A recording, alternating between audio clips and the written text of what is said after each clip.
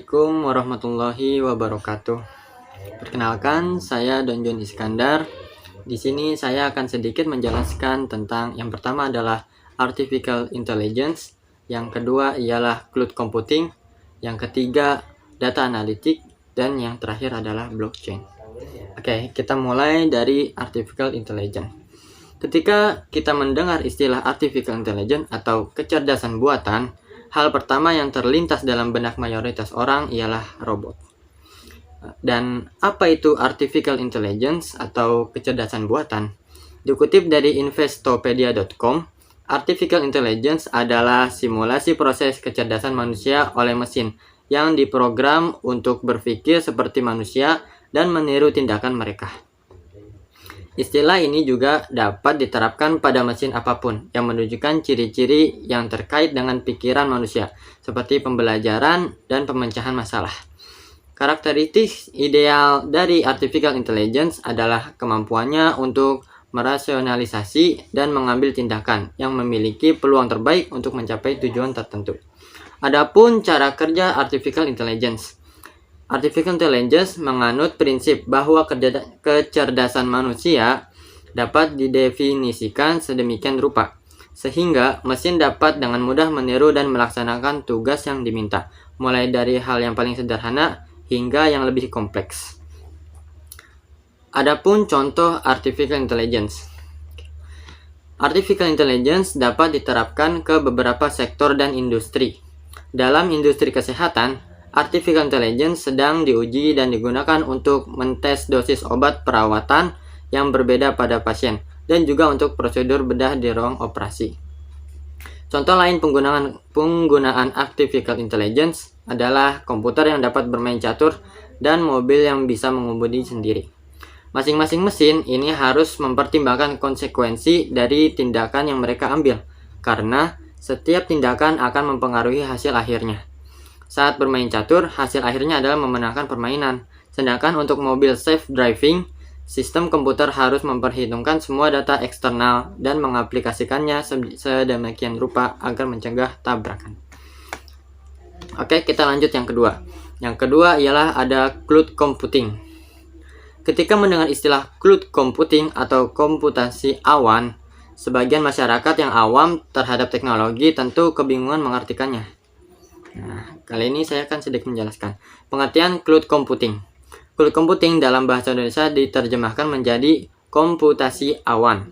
Komputasi diterjemahkan sebagai gabungan pemanfaatan teknologi komputer, sedangkan awan merupakan metafora dari pengembangan infrastruktur berbasis internet. Secara harfiah, definisi Cloud Computing diartikan sebagai kumpulan seperangkat teknologi yang biasanya membentuk lingkungan cloud. Namun, Rodri-Derrick Castrillo 2014 menilai kumpulan teknologi tersebut bukan inti dari Cloud Computing. Cloud Computing merupakan gaya komputasi baru di mana sumber daya yang terukur secara dinamis dan seringkali menggunakan konsep virtualisasi yang disediakan oleh provider dengan pemanfaatannya media internet. Secara konsep, definisi Cloud Computing berarti menyimpan dan mengakses data dan program melalui internet dari lokasi berbeda atau menggunakan komputer dari hard drive komputer kita. Syarat utama dalam konsep Cloud Computing adalah kehadiran internet untuk mengakses data. Menurut Sullivan pada 2009 dalam The Definite Guide of Cloud Computing merupakan model pemberian layanan teknologi informasi untuk pengguna secara fleksibel dengan server virtual, skalabilitas besar, dan manajemen layanan. Layanan teknologi informasi ini dapat digunakan oleh organisasi untuk mempermudah menjalankan proses bisnisnya. Menurut Herwin Agreyana pada 2011 dalam jurnal Cloud Computing, komputasi awan menilai Cloud Computing merupakan tren baru di bidang komputasi terdistribusi di mana berbagai pihak dapat mengembangkan aplikasi dan layanan berbasis SOA atau Service Oriented Architecture di jaringan internet. Nah, lalu kita lanjut ke yang ketiga, yaitu Data Analytics. Apa itu Data Analytics?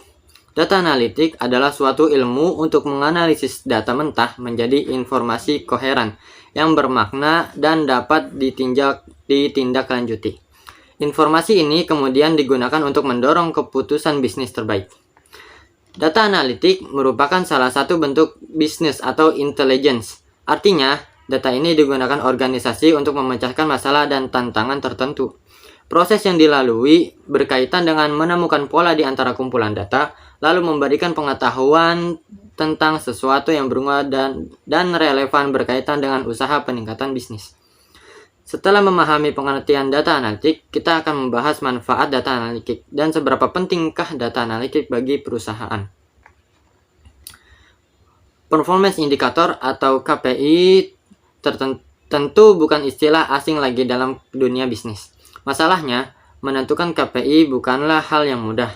Dengan banyaknya data yang tersebar di berbagai lini organisasi, mendapatkan data yang diinginkan akan membutuhkan waktu yang cukup lama dan usaha yang besar, terlebih jika tim tersebut tidak memiliki kemampuan analitik.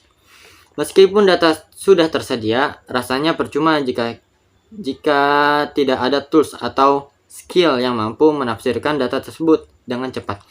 Proses pengumpulan data dan analisis data pun menjadi jauh lebih sulit. Nah, disinilah pentingnya pengetahuan data analitik. Pengetahuan ini mampu meningkatkan hasil keputusan bisnis, menjadikan proses penarikan dan analisis data menjadi lebih cepat, sekaligus menyederhanakan informasi agar lebih mudah diterima. Oke, yang terakhir adalah blockchain. Pada dasarnya, blockchain adalah suatu transaksi digital yang berdasarkan pada strukturnya, yang mana catatan setiap individu yang disebut dengan blok akan dihubungkan bersama dalam satu daftar yang dikenal dengan chain. Lalu, apa pengertian sebenarnya dari blockchain? Bagaimana cara kerjanya? Oke. Definisi blockchain. Blockchain adalah serangkaian catatan data yang dikelola oleh suatu kelompok komputer yang di dalamnya tidak dimiliki oleh satu entitas apapun. Berbagai blok data ini diamankan dan juga diikat satu sama lain dengan menggunakan prinsip kriptografi. Jaringan di dalamnya tidak mempunyai otoritas pusat karena di dalamnya adalah catatan buku besar yang dibagikan dan juga tidak berubah. Seluruh informasi yang ada di dalamnya terbuka untuk siapa saja untuk mereka yang ingin melihatnya.